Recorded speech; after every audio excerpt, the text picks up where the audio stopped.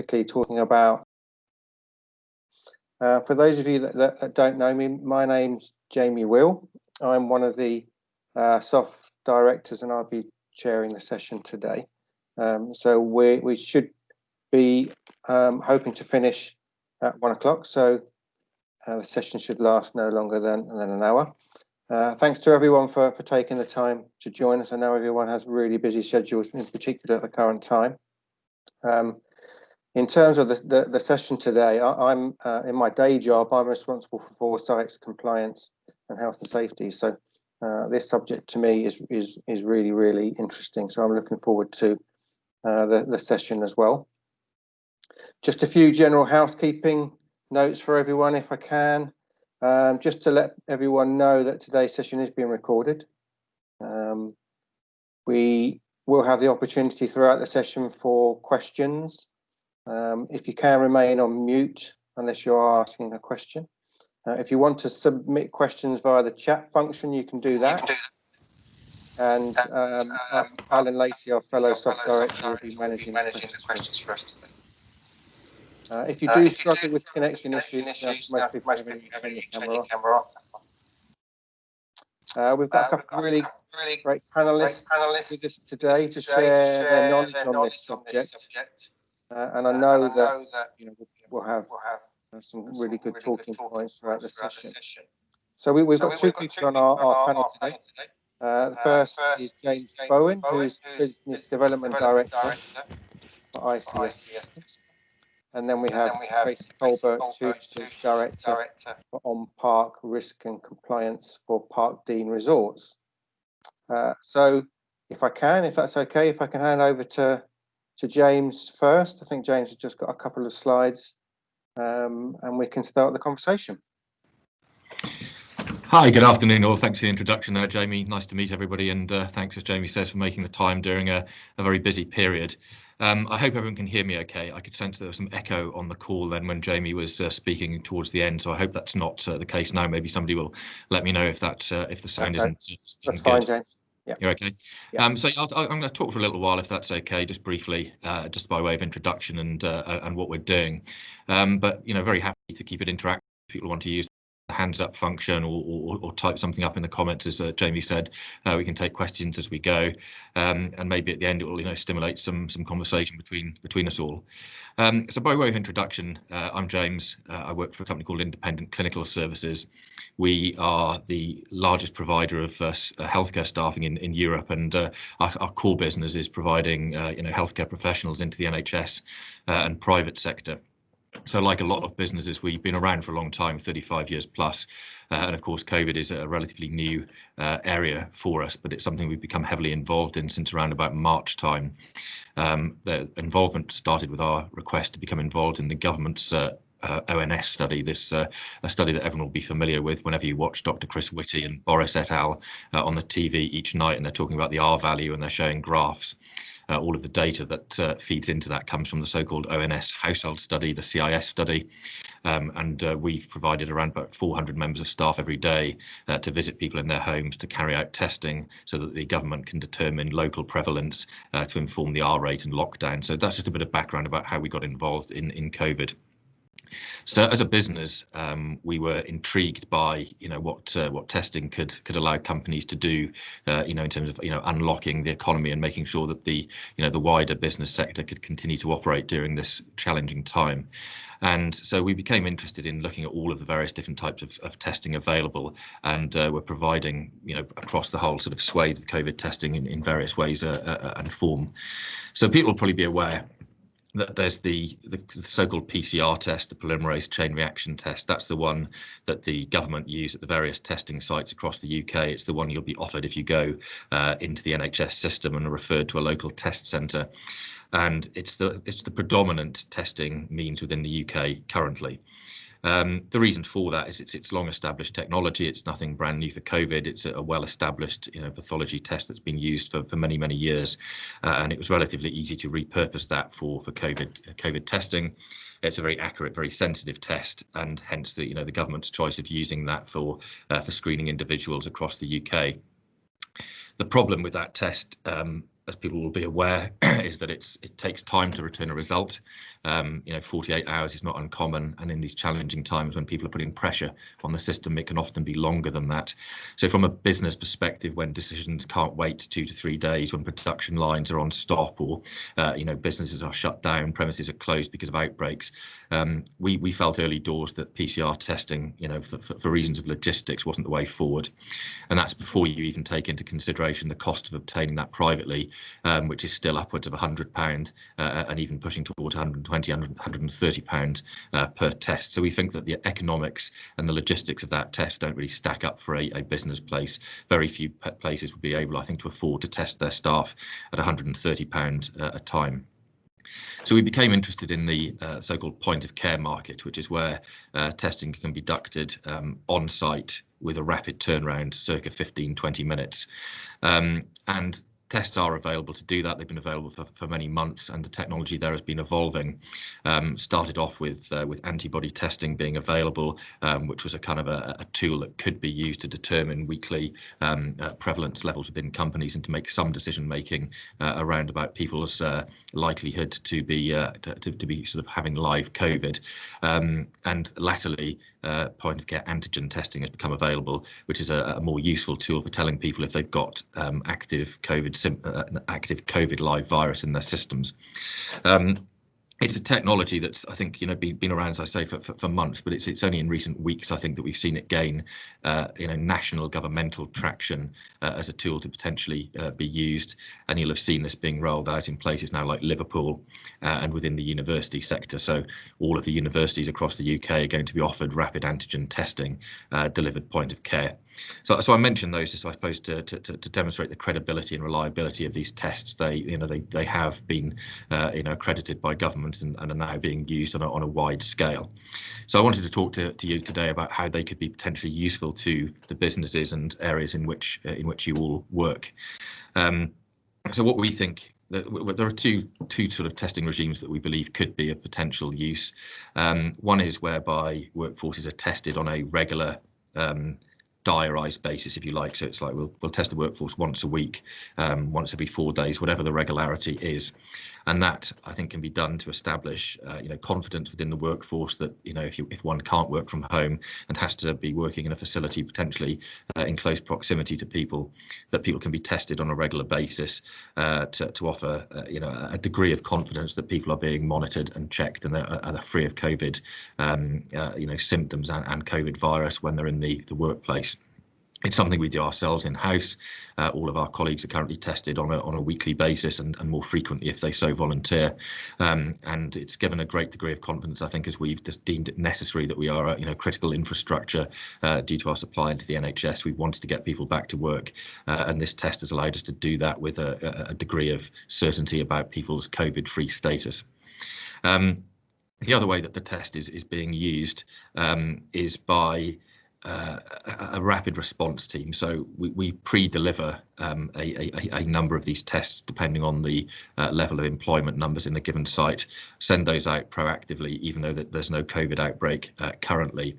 They can then sit as like an insurance policy, for want of a better phrase, within individual business sites, within factories, etc., etc. And then if there is a COVID outbreak that needs to be managed and mitigated, we can then send in one of our rapid response nurses within 4 hours to start commencing testing of the entire workforce so that people can be told whether they've got it live and therefore need to leave the premises or they are COVID free and can continue to work. So I think that the latter option I think seems to be gaining more traction because it's probably more useful to businesses, I think, to be able to manage outbreaks in that way. And broadly speaking, it's more cost effective because you're not having to pay out for regular weekly testing. You're only paying out for it if you need it, if I'm making myself clear there. So we have, I think, a couple of slides that I'll put up just to illustrate some of what I've been saying. So bear with me while I just share some content. So hopefully you can see that. If it's not clear, I'll arrange for these slides to be sent out. But I'm hoping that broadly people can see a graph which has a number of different coloured lines on it. And what I'm demonstrating here, which hopefully you can see me showing, the moving cursor, are the comparisons between PCR testing, which the government offer, and the rapid antigen test and the rapid antibody tests. So what we have here on the graph is to show that COVID develops over time. So you start maybe 2 weeks before symptoms develop, having picked it up, and the viral load develops in one's body. You won't be aware of it. You're probably not contagious, but it's building and building in your system. And then around about a week before what people are symptomatic, typically, you can start to pick up the fact that people have got the virus. And you can see here the grey line demonstrates the PCR's probability of picking up the virus versus the rapid antigen test, which I'm talking about here. And you can see that in the period working up to when people have the peak viral load and are either symptomatic or fully infectious in an asymptomatic way, both the PCR and the rapid antigen test have got broad reliability and comparability there, albeit it has to be acknowledged that the PCR test is a few percentage points more accurate. But of course, the trade-off there is the fact that it takes 2 to 3 days to return a result, whereby this rapid antigen test will return a result in 15 minutes.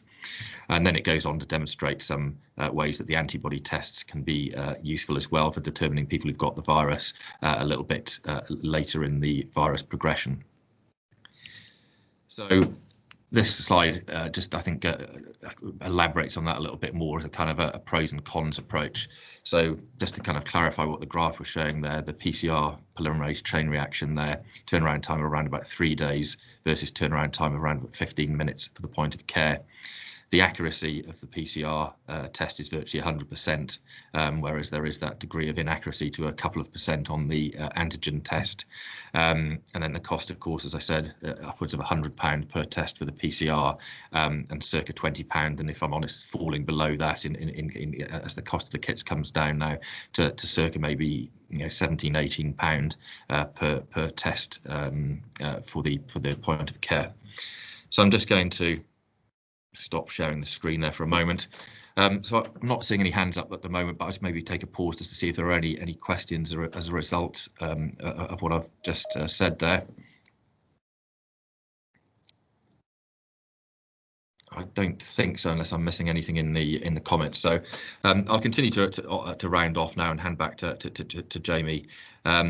So the way we're looking to position this is, we recognise that there are certain industries, certain businesses where we don't have the luxury, if luxury is the right word, of being able to work, from home. The food industry, the hospitality sector, the NHS sector, the healthcare sector, and many others, of course, have to deliver their services now. They have to continue to deliver those services through the rest of this year and of course into 2021. The good news in the papers at the moment, which we're all delighted to see, is the positive news around the development of vaccines. And we've seen the ones from Pfizer, AstraZeneca and others, now gaining, very good levels of protection and apparently good safety levels. But, even the most optimistic of people are not suggesting that will be available widely anytime probably before June and Q3 and Q4 of next year.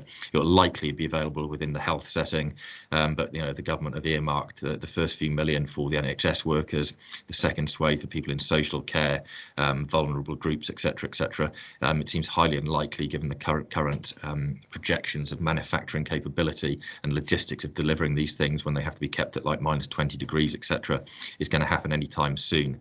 So I'm not trying to sort of sound a particularly pessimistic note, but I think the reality is that we'll be living with COVID in some way, shape or form, certainly into 2021. And so we believe that testing has a really significant place to enable our workforces to continue through the various lockdowns that may be in our future, localized outbreaks, etc., etc. And we feel that the responsible thing to do for workforces is to make sure that they're as protected as possible, but also to, of course, recognise the economic driver of this is that it's extremely expensive for businesses to have closures for any period of time due to COVID outbreaks, and that we believe that our insurance policy, whereby you can have test kits right now on site with a nurse to be able to visit you within 4 hours to help you test and mitigate the outbreak, can be amply repaid. So somebody's just popped a question up there about, is this the same as the lateral flow test? That's correct, yes. So these are the lateral flow test technologies that have been used in places like. And again, a bit like the PCR, this is not new technology. This is existing technology whereby antibodies that react to COVID antigens sit at one end of a test cassette. A buffer solution then takes a solution along this test cassette, and if people have got live protein from a live antigen which sits on the surface of the virus, it will react with the antibodies at the end of the test and turn a colour.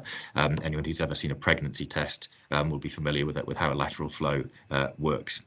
At the moment, I should point out that the test needs to be done with a nasal or a throat swab. It's better if it's done with a trained, to be compliant with the CE mark that these tests have, which is the European mark of approval. It's very clear that these tests have to be used under clinical supervision. So whereas they can be potentially self-administered, and that's looking like what the government are recommending for students now before Christmas, that should be done with somebody at least observing it happen. But ideally, they should be there actually doing it to make sure it's as compliant and as accurate as possible. So that's why we've designed a solution to get nurses who are competent in doing these tests out to businesses and out to factories as quickly as possible to make sure that the tests are conducted in a way that will deliver accurate and reliable results. And so somebody's saying here that the PCR test can take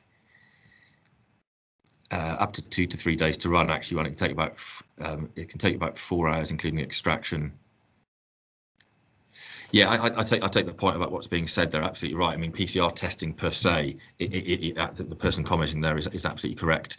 For those who haven't read it, somebody's saying that the PCR test itself only takes a few hours to run, so therefore it must be the logistics and reporting that's taking the time, and that's absolutely the case.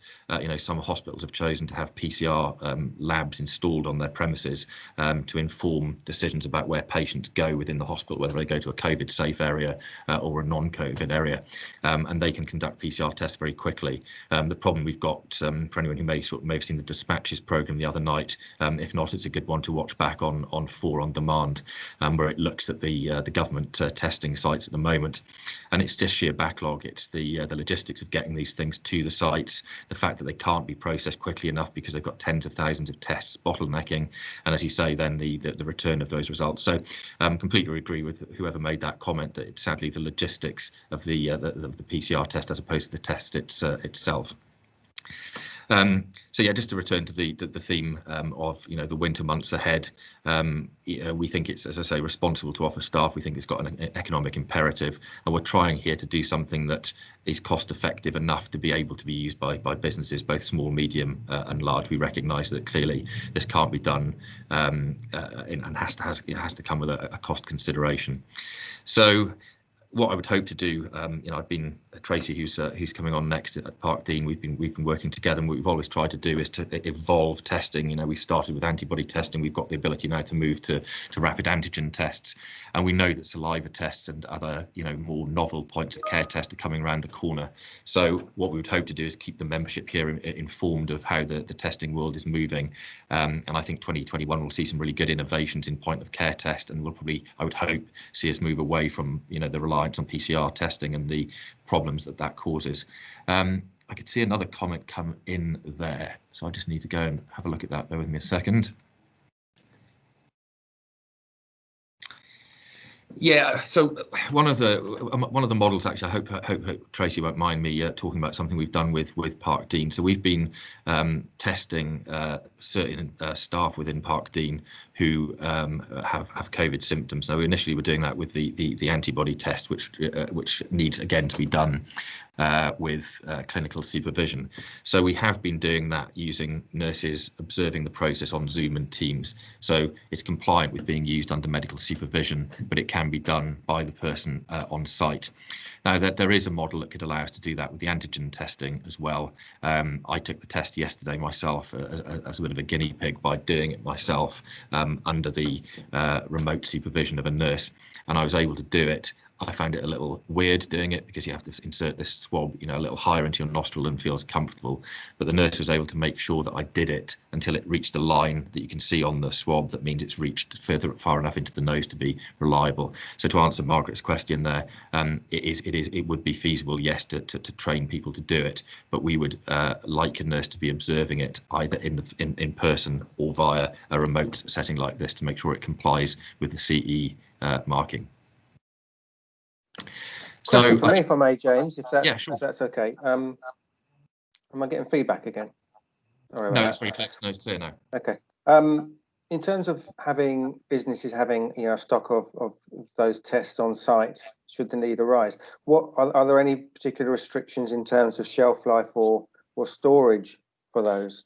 Nothing onerous. They need to be kept at room temperature, so above freezing point. So as long as they're stored inside in a typical office or factory environment, they'll be fine. They certainly don't need refrigeration.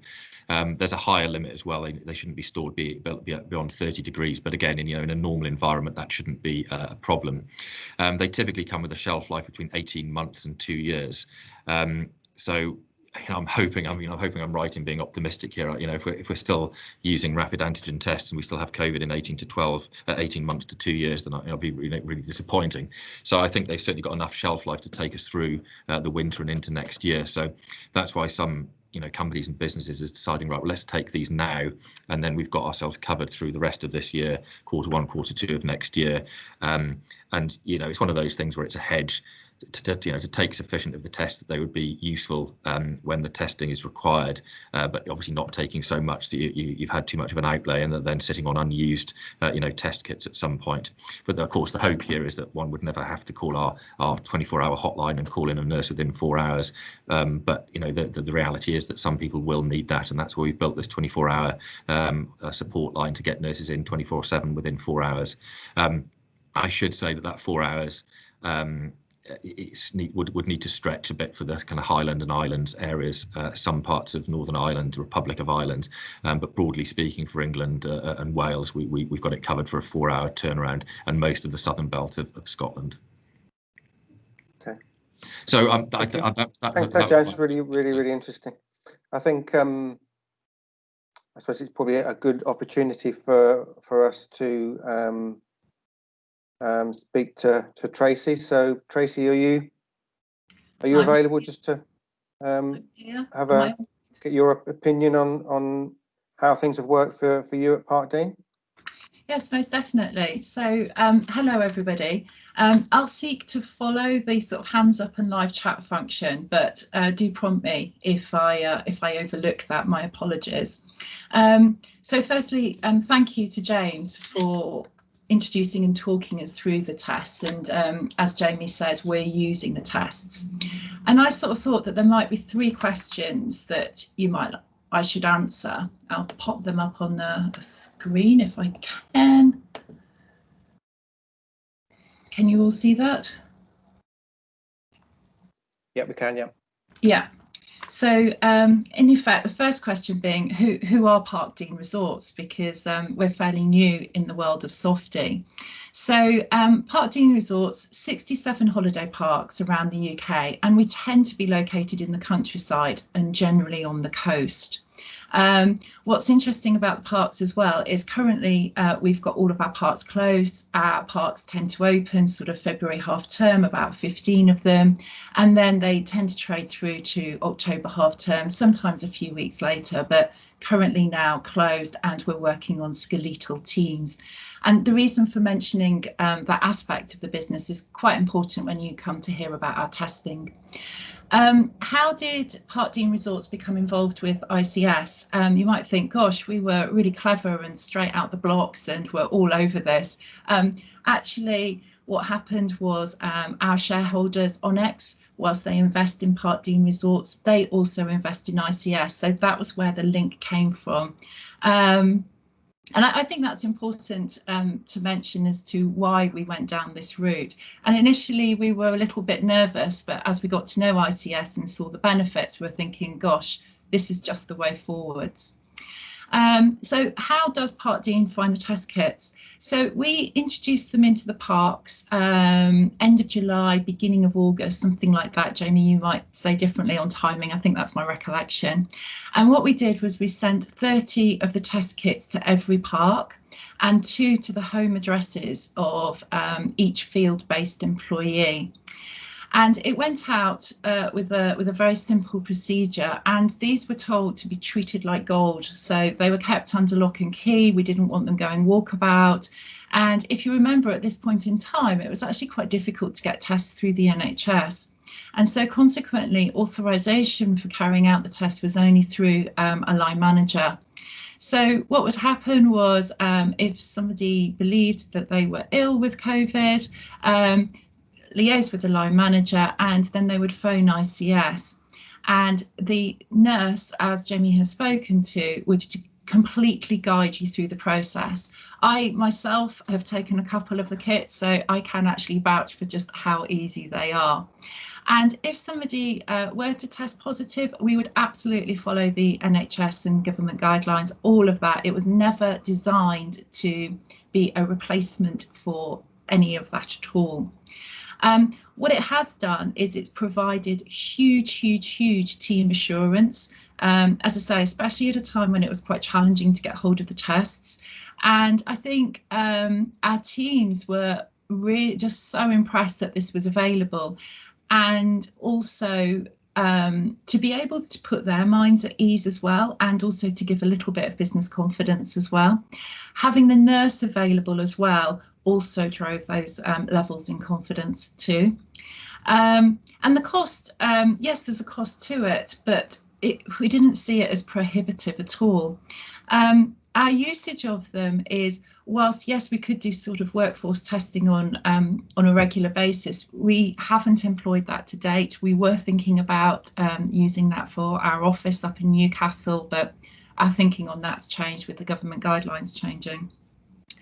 And so what we were doing, as I say, is where somebody felt like they might have come into contact with COVID or thought they had symptoms, we would employ the test kits.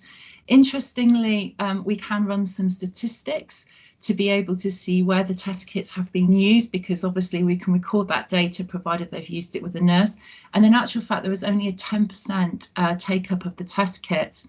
I myself was on a park yesterday out near Great Yarmouth, and not one of those test kits had been used.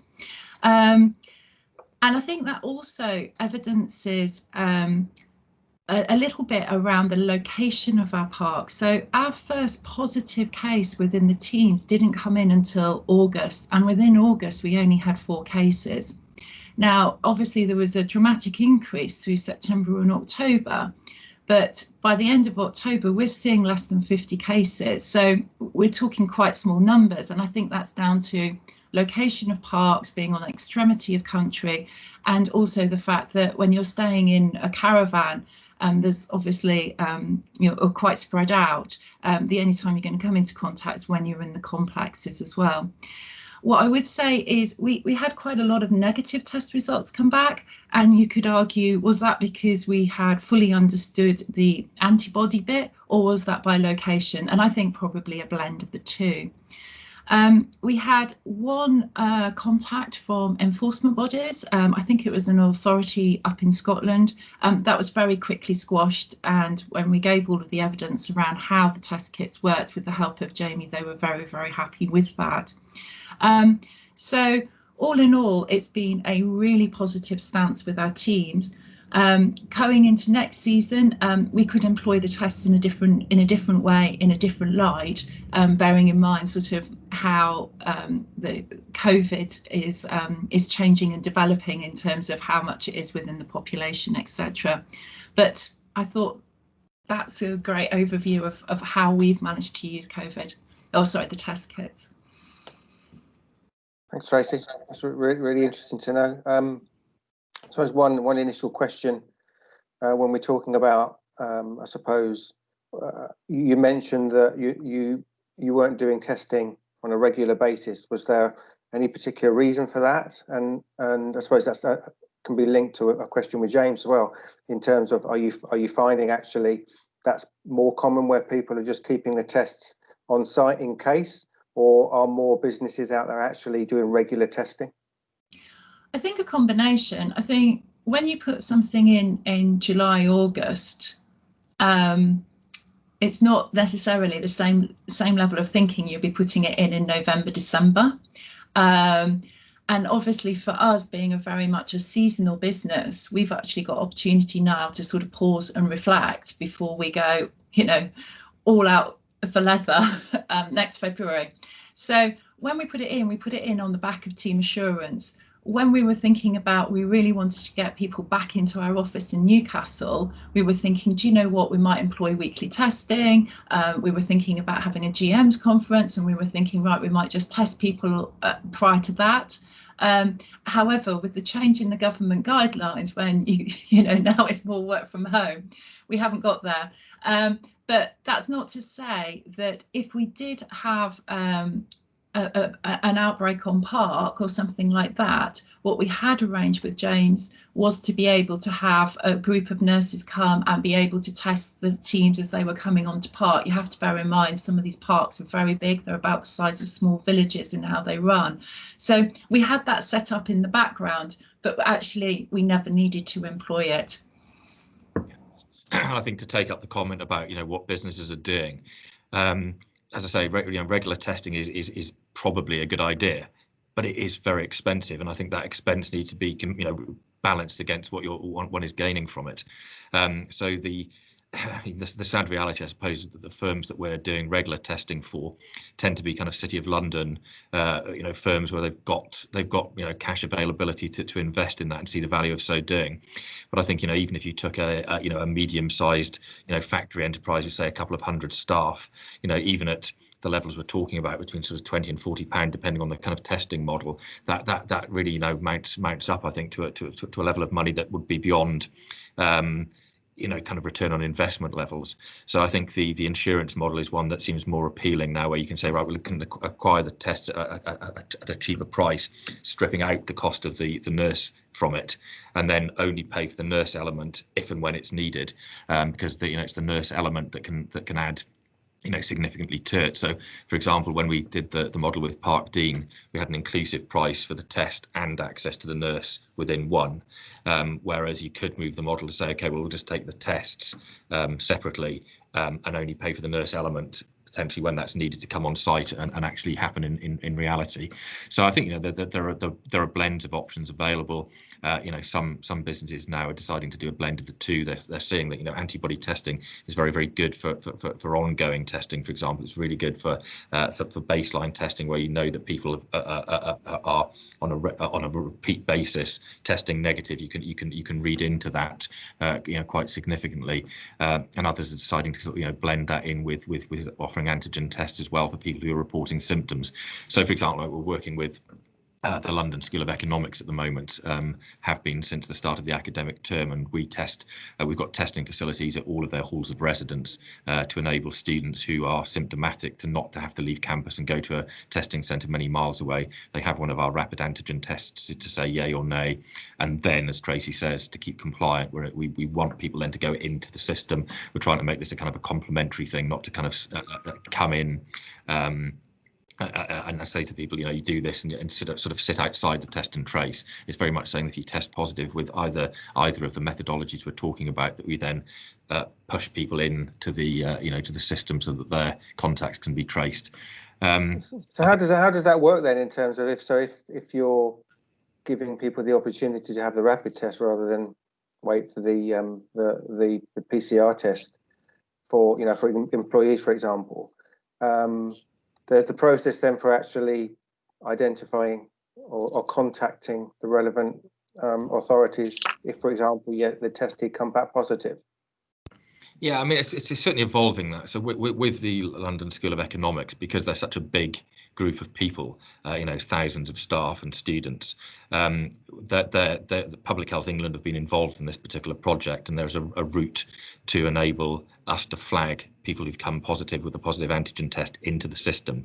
Now, they can take a confirmatory, PCR test as well, and that's what the government are recommending now within the academic sector, that the antigen test gets used first, then there's a confirmatory PCR test, and then you can act upon it. But it certainly means that the person with the positive antigen test, they're self-isolating from that point. Whereby people who have taken the PCR test are waiting 3 days, they're maybe not self-isolating. And so it means they can lock down halls of residences and areas much more quickly whilst they're waiting in the background. But what they're not having to do, whereas previously, of course, they could, the government can't say to send asymptomatic contacts for PCR testing. There's just no capacity to do so. So what they were having to do previously, which kind of has a parallel in the workforce place, I think, is student A has symptoms and and thinks they're positive. They have to lock down the whole building or the whole area and wait 3 days before they can give people the all clear. Whereas now they can say, right, well, we'll give everybody in that block of flats or hall of residence or business area a rapid antigen test. The vast majority of them will test negative, and they can go back to studies, back to work, back to whatever it is. And it's only those few people then that need to be self-isolating, if I'm making sense. So it's just made it much easier to localise the decision-making process. I think a question popped up there from Steve, which I think is probably aimed at Tracy. Tracy, I don't know if you can see it, saying, do Park Dean see routine testing as a value for money option to potentially give customers assurance and to help bring customers back? Yes, that's an interesting question, because I don't see our customers aren't aware, I'd say. This is more around us giving assurance to team that they are safe to work, and also having enough team available to be able to run a park. So we never got into the position of having a huge outbreak on park, not at all. I mean, I think the most cases we ever had on one park was 6, and they weren't all necessarily running concurrently either. So I don't think we've got into the realms of that at all. Our customers are assured by our protocols that are in place and what they see when they're on park as well. So if you think coming to a park and you're staying in a caravan is a very safe place to be, because you're in your own household unit and you've got at least 5 meters between you and the next caravan. So I don't think we'd be looking at it through those lenses unless there was a major outbreak. And in that case, I don't think we would be alone. I think that would be across the whole community in which we're trading. Yeah, I'd echo that from the other sectors we've been working. We've been working quite a lot with the hospitality sector before they were sadly locked down again, a number of pub chains, and it's exactly that. So it's an understandable fear factor. So let's take, for example, a good food-led pub, with big food-led turnover, many hundreds of covers. The chef has COVID symptoms and goes off for a test and it comes back positive. The wider workforce then have been panicking, for want of a better word, and say, well, gosh, we need to self-isolate, we need to stay at home, and suddenly the pub's closed for days.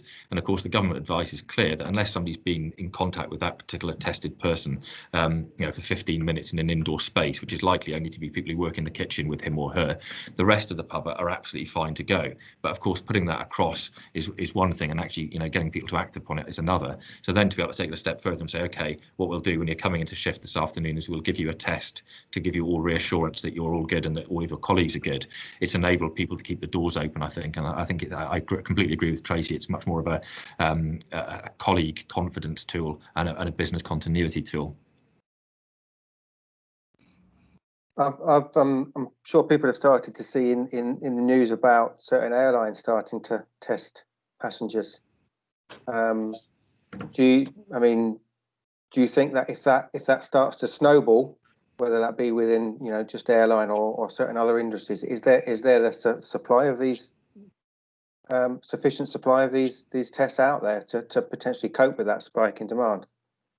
Yeah, there seems to be, and I think the thing with travel at the moment seems to be the current broad fixation with PCR testing to enable international travel, and I think that's simply because most governments around the world have used that test, and there needs now, I think, to be a kind of a pragmatic move away from that, probably.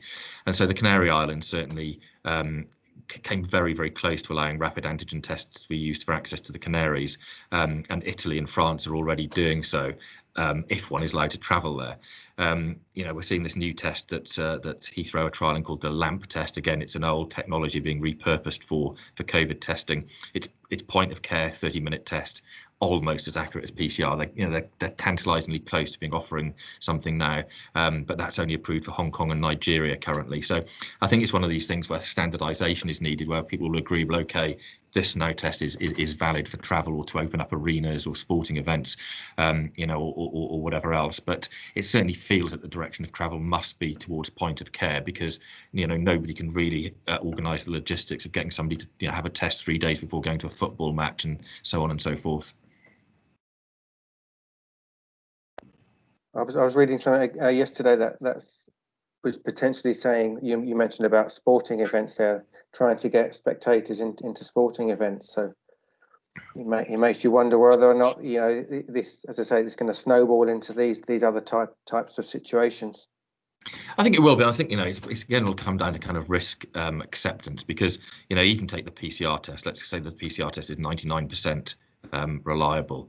So you scale that up to a 60,000 person event and do some maths on it. You'll end up with somebody there being allowed in who's probably got COVID symptoms. It might probably just be 1 in 60,000, but then you will have probably small little outbreaks where that person has been in touch with people. And I suppose it will be that kind of public acceptance of there is no way of completely eliminating the risk, that no current test is 100% reliable, and it's only reliable broadly in the moment anyway. And so I suspect there'll probably have to be a degree of distancing going on to prevent that sort of thing happening. But I think it can probably be mitigated to a level where the risk is so low that people accept it.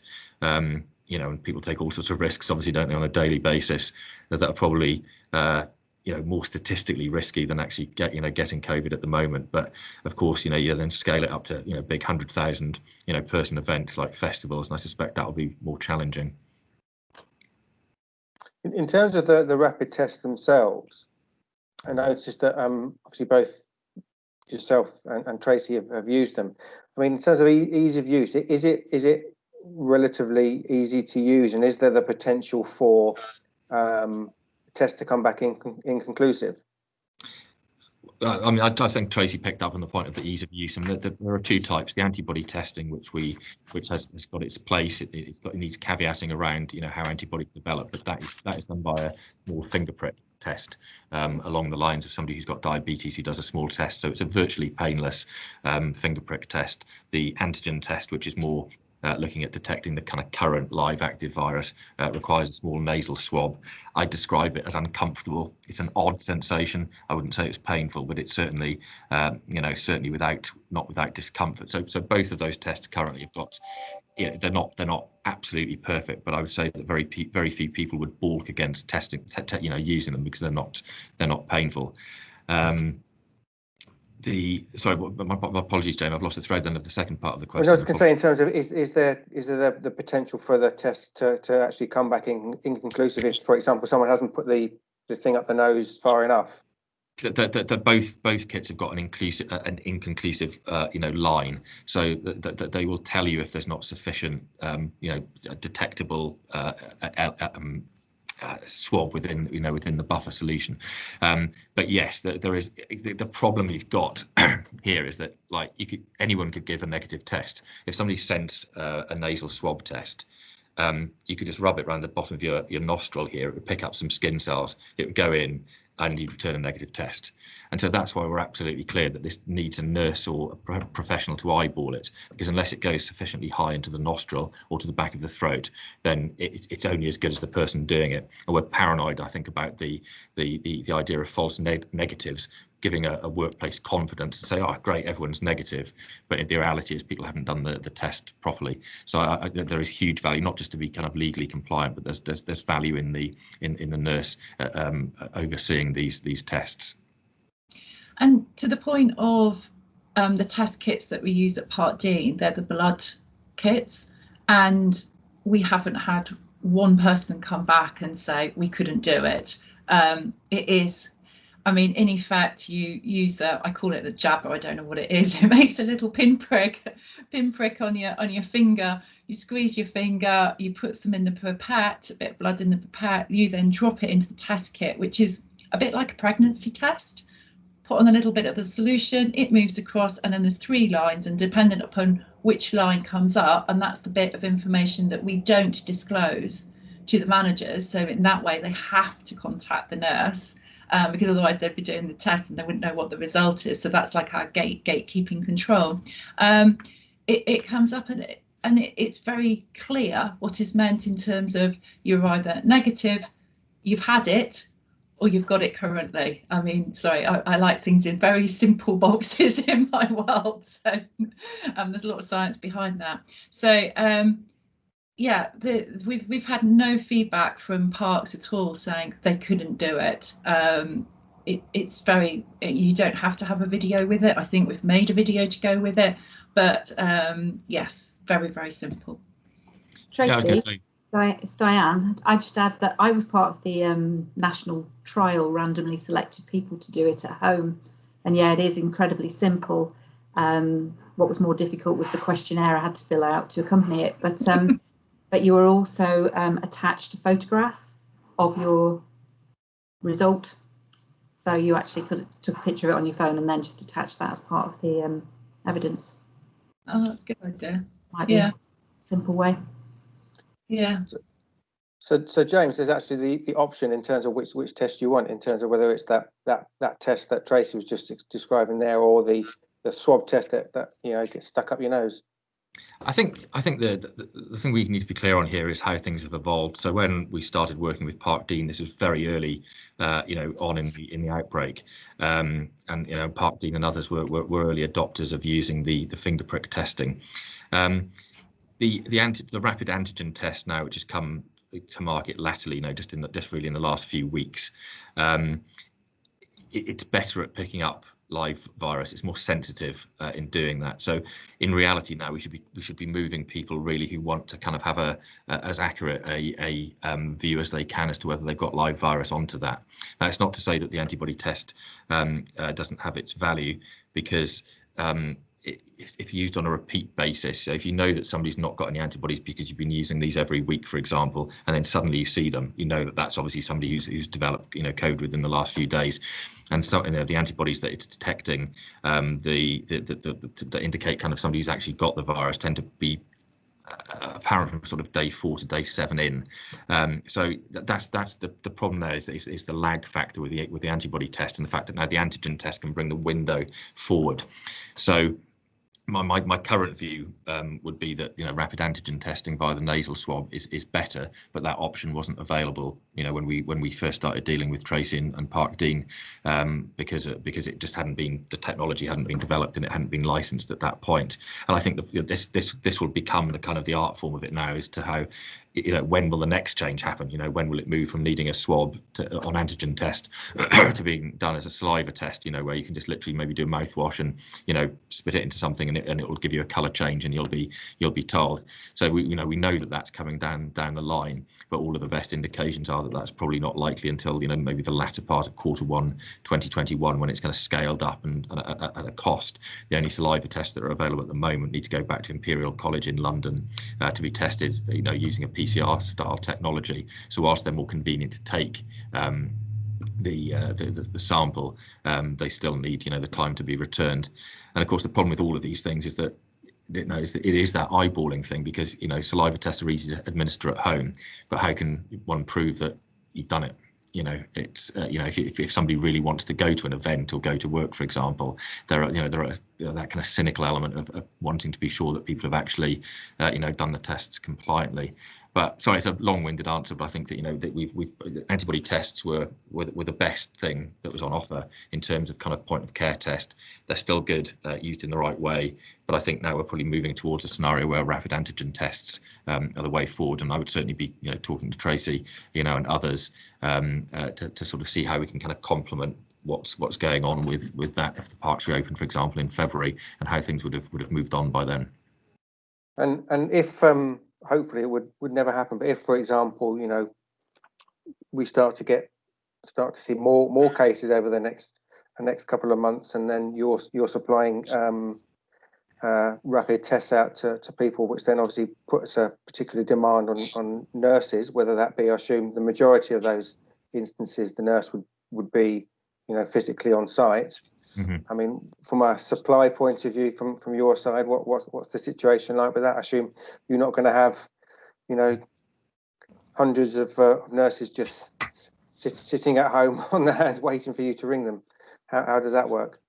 No, I mean, it's a very good question. So, I mean, our core business is supplying the NHS at last minute. So we sit in a position in the marketplace whereby the NHS in crisis will call us, and so that's what our business is predicated on doing, having nurses available at short notice to go into the NHS. So the people who we've got available to go into the businesses with that 4-hour KPI that I referred to are not kind of sitting on some kind of retainer at home. We've just got a large pool of about 700 nurses who've put themselves forward for that project, for that role. And if and when the call comes in, we've got an app. We ping out the app to people within a 4-hour radius to those 700 people, and the theory is that we've got sufficient numbers that there's enough capacity to go in and do it. Now, it's a fair point to make, because at some point we all hope it wouldn't happen, but if at some point the demand gets to such a point that we just couldn't fulfil it, we'd have to stop. So I think we'd have to come to there would be a point, I think, where we'd think to ourselves, well, okay, we've got so many potential tests in the mix out there, we need to kind of just call time on it now. But at the moment we've got sufficient capacity. Okay, thank you. I'm conscious that I've asked loads of questions. In terms of, is there any other questions from anyone else that's on the call? I don't want to hog the limelight. Well, if anyone does, think afterwards, I presume, Jamie, you could kind of broker questions that come through an email. And one thing I might do, if that's okay, I've got some. Tracy mentioned a video. We've got 2 short clips, one showing the antibody testing and one showing the antigen testing being used by a nurse on our staff. I'll share the link to those. It's on YouTube if anyone wants to watch. They're just kind of 90-second watches. That kind of might bring alive a little bit what I've said here, to sort of see what the reality is of those tests being used in the workplace. Okay, that's great. I mean, if people are interested in that, then I assume we can contact either myself or Rachel at the SOFHT offices to be able to send that information out. Another question from Steve, I can see there, just coming in around about the waste element. Yes, I mean, one needs to be cautious about clinical waste. And there's some guidance around how one treats PPE versus how one treats the kits in symptomatic people, etc., etc. But in abroad, yes, clearly, waste disposal has to be considered with the blood work, sharps bins, etc., etc. But we provide that in the background as part of the service we provide. So it's on us to develop to bring PPE and such like, and make arrangements for sharps bins and such. Okay. Are there any other questions that people may have? It's all very quiet, isn't it? But if people need or want to talk to me separately, very, very happy to answer any questions that people may have. Thanks, Tracy. Any final questions? Last opportunity. There we go. So what was it? I guess that one's to me. What was the process behind choosing the kit you are currently using? The process behind it was the fact that the company, our shareholder Onyx, is also a shareholder in ICS, so that's where the introduction was made. And I think what's important to bear in mind is we were looking at this in July, and so the world of testing, as James has elaborated as we've gone through this conversation, has very much moved forward. So I guess at the point in time when we were looking at this and decided to make that purchase, we were very much pioneers. I think at that point, James, you were just in the hospitals, etc. So yes, it probably wouldn't be the same process as somebody may look at it now, put it that way. And in terms of how we chose the kit then, because there are a number of manufacturers of the antibody kits, there's a number of manufacturers of the antigen kits, and they're not all as good as each other. So we did due diligence on both of those elements, and we believe that the product we supply to Park Dean and the product that we supply elsewhere is the best of that particular genre of test. And the ones that we supply, antigen ones, are the ones that are approved by Public Health England. So not every kit is comparable with others. So we wanted to make sure that we did the due diligence then. So we took on some sort of expert consultancy on that to help us select the test that we put out to market. Okay. Last opportunity then. Here we go. Oh, thank you. That's nice. Smiley face. Okay, well, if no one's got any further questions, so if you do think of questions after, then please, contact SOFHT office and we'll do our best to answer them for you.